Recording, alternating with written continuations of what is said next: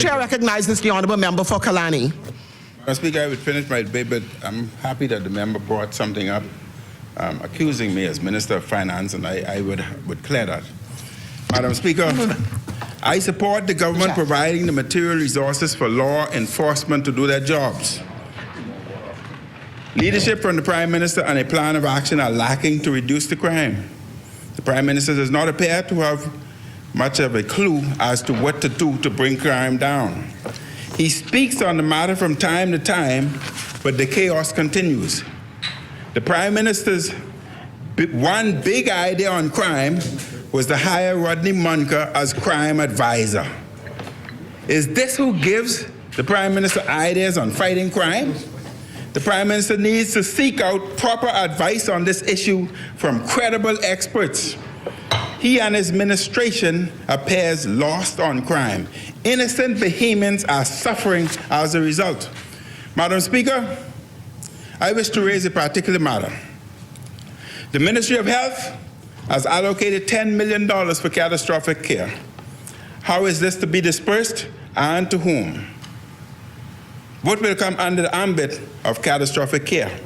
The three big ticket items are cancer care, open heart surgery, dialysis, and renal failure. Cancer care patients who can't access radiation treatment must now pay $7,500, the first half of their $15,000 charge, and pay it first. In terms of cancer drugs, patients are being billed over $100,000 for chemotherapy services. What are we paying out every month for outsourcing dialysis? What I do know is that the annual cost for care for a diabetic on dialysis requiring hospital admission can exceed $75,000 per year. Diabetes accounts for a significant proportion of the 600 patients we have on dialysis.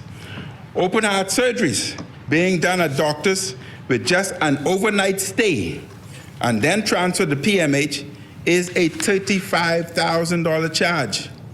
So how far do you expect this $10 million to go?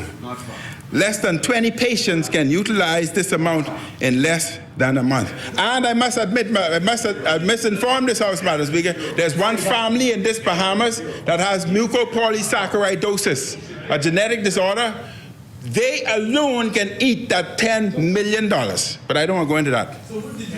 How do you plan to select these patients? Would this be for services provided out of the country? Would this cover kidney transplant, an estimated $60,000 if done at doctors?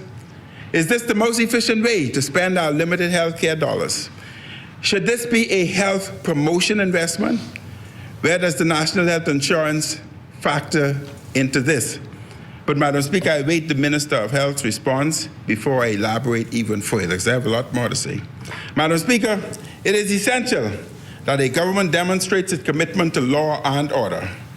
It has been publicly acknowledged by the police that there is an investigation regarding the Minister of Transport and Housing, the member for Elizabeth, regarding allegations that she assaulted a police officer. This is a very serious allegation against a cabinet minister. As an active police investigation is underway, I will be careful in my comments.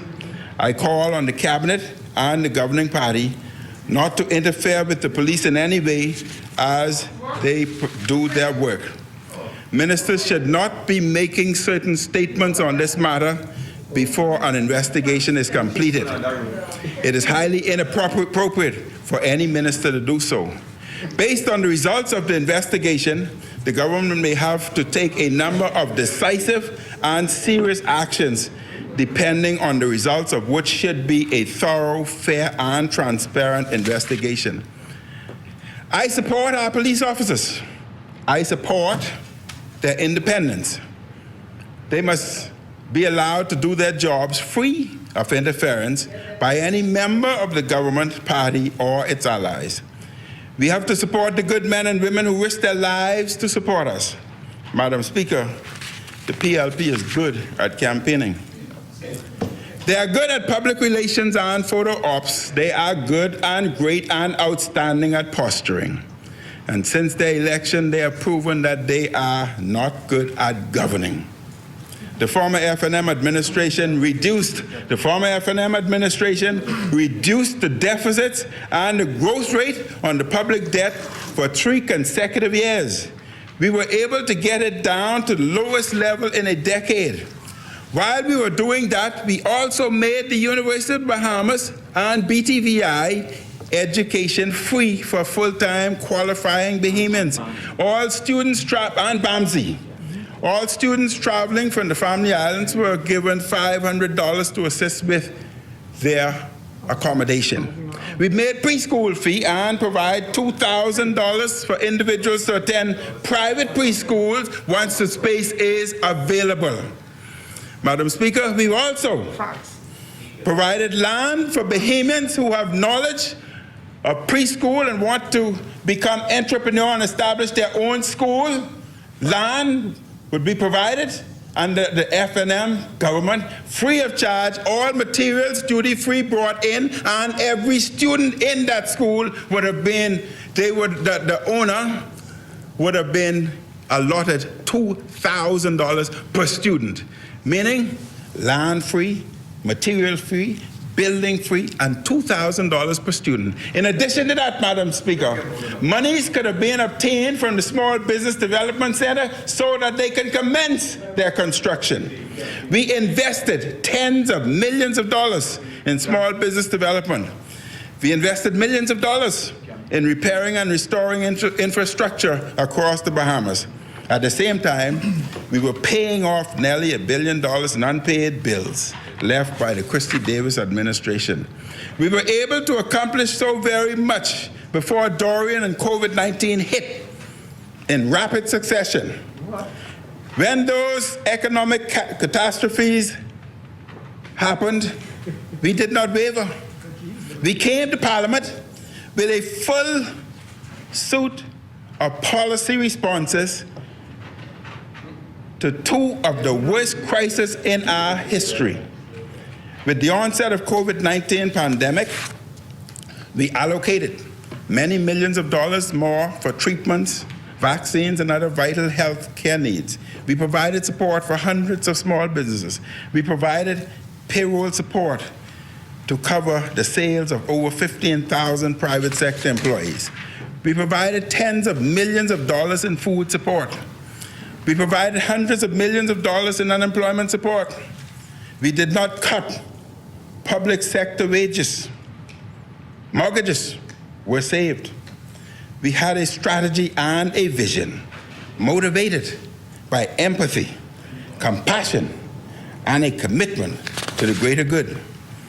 This government appears to have little strategy or vision for the times, and empathy, compassion, and a commitment to the greater good seems woefully lacking. Madam Speaker, I support the measures in this budget that will address the security and safety of Bahamian people, but we need a Prime Minister and a government who are focused and serious. Approaching a year in office, the PLP remains unfocused and drunk with power. They are still in campaign mode.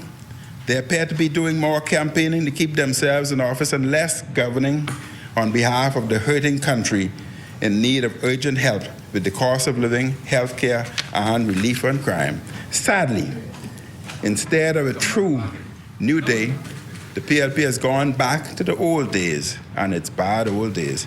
It's time to govern with greater seriousness of purpose to protect and to advance the security and safety of the Bahamian people. Madam Speaker, before I sit, I want to address the member for Charlotte, who has said that we left a member out to dry in that the member had spent more than was allotted in the budget. It's you. Prime Ministers are only chairman of cabinet. Madam Speaker, allow me to respond. In 2015, the PLP government increased the budget for roads and parks outside of the allotted budget, increased the budget by 1,299%. And yes, in 2019, the FNM had a budget of 19,100, and we increased it to 25,900, an 86%. Million. In 2020, in 2020, 86%. 86% versus 1,299%. In 2020, the budget was 15 million 200. Madam Speaker, we had faced COVID at that time. Many individuals were losing their job, they were furloughed, etc. Their survival depended on contracts. Our budget was 15,200. We made 15,200,000. We made a decision in cabinet that we could not lay off those hundreds of individuals who needed the monies to feed their families, to pay their rents, to pay their mortgages, etc. We then directed Roads and Parks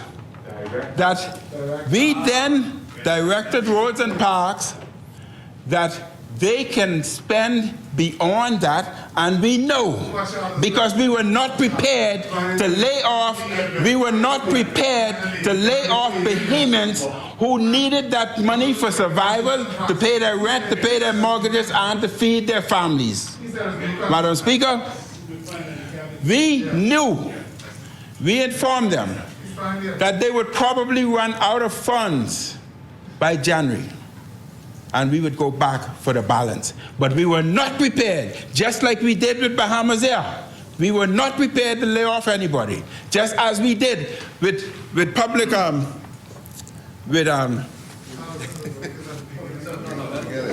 get dry.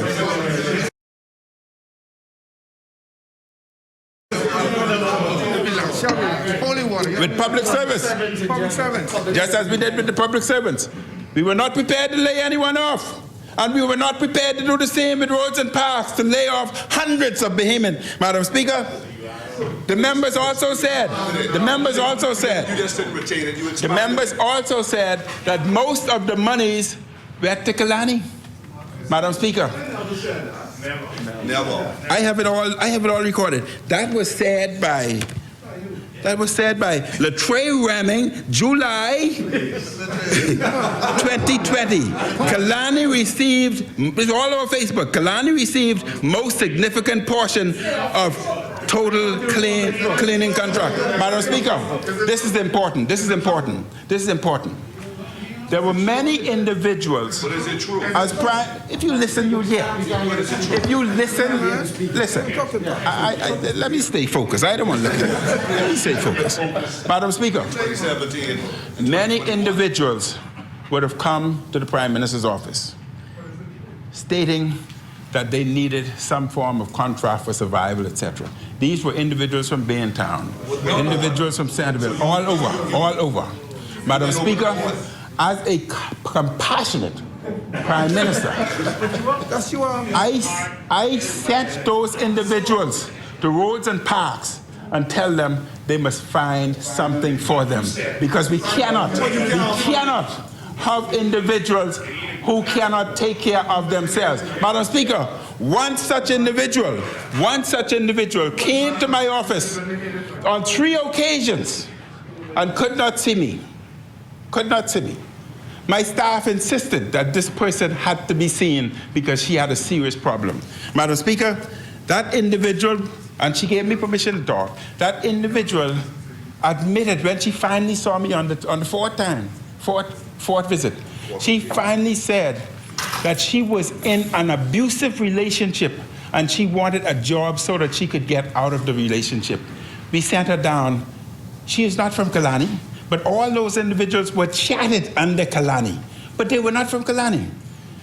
she was given a contract of $1,600 to help her to get out of an abusive relationship.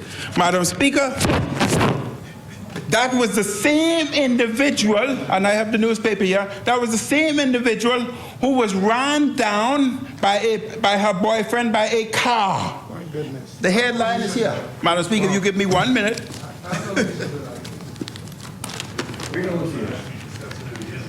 It's a curry.